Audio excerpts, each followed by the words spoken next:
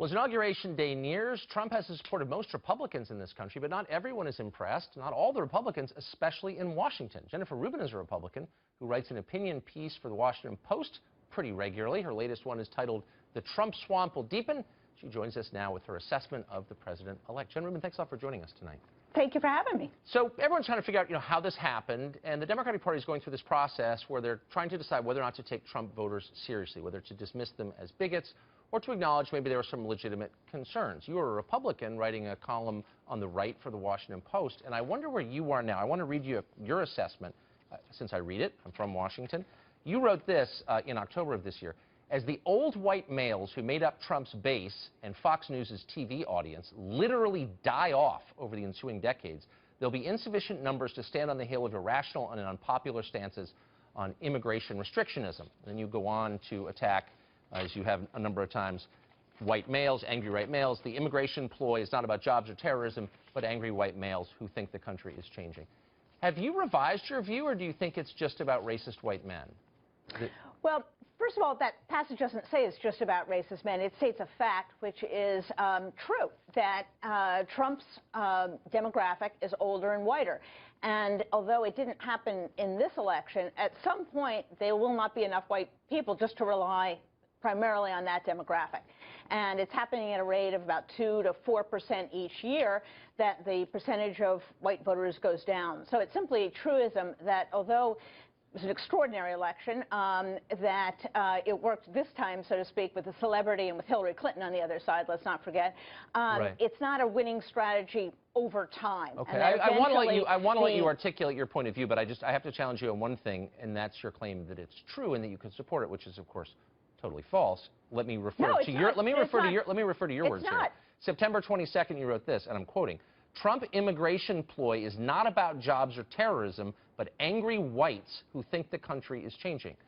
Do you have access to some special poll the rest of us haven't seen that proves that it's not about jobs, it's about their anger based on race? You don't know that, and you claimed it anyway. Why? Well, you just asked a different question than the one you accused me of lying of. Yes, I do have evidence that the white demographic is declining. That's a statistical fact. No, but you're talking about motive here. No, now you've asked a different question, so let me answer this question. When you look at Trump voters in a variety of testing modes, they have more negative attitudes towards African Americans and towards Hispanics. They very strongly support African Americans are not immigrating to the country, so that's not really, it's a different category here. When you say racist, I didn't know that you were referring Let me just, for the third time, read what you said. The immigration ploy is not about jobs or terrorism, but about angry whites. You're saying they're racist. It's not about jobs or terrorism. They're pretending it is. And I'm asking you, do you have evidence for that, or are you just dismissing them as bigots because you can't imagine another explanation?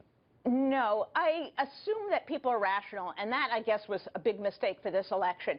It's not rational. You're claiming they're irrational, actually. I'm claiming that they're just wrong, and that Donald Trump did a very good job of perpetuating the myth that they're wrong. No, you're claiming that they're immoral. You're saying they're racist. That's not wrong. You're saying they're bad people. It's about angry whites who think the country is changing. Okay, so here's my point to you.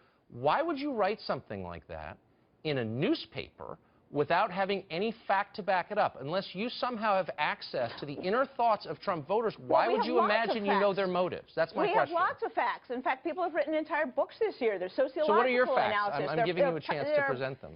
All right.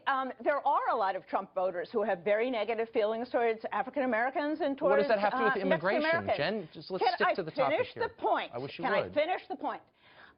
They have negative views about various minority groups. We also know that the average Trump voter is not affected by immigration and displacement. They're about a $72,000 a year in the economic strain, so that's pretty good for them. So they're not. You think that's pretty good?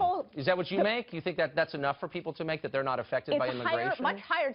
It's much higher than the average American. So it's not the people who are hurting the most. So they've got no cause for complaint. It is also happening in areas in which the influx of minorities has been the fastest and the heaviest. In other words, white areas of the Midwest who have had an influx of people, and here's my point to you. Look, you're making a very serious charge I think this is an interesting debate. There are two sides to it, two legitimate sides. But before you call people racist, you better have some real evidence, and you don't. And I just ask you to marshal it, and you don't have it. That's no, you don't. Not true. You don't know their motives. You can't know their motives. So how about don't speculate on them? Well, listen, we all draw conclusions, and there is evidence. There is polling evidence. In fact, it created quite a stir, you remember, before the election, that Trump voters do have more negative views of minorities than non-Trump voters. So that's probably why they don't want increased immigration, because they're bad people. I've heard that before, and I just, you know what? That's evidence of contempt for voters, of ignorance, and an unwillingness to understand their point of view, and it's unhelpful, and I think you should be above that. I guess that's the point I would make. We're out of time. Thanks for joining us. Jennifer Rubin from the Washington Post.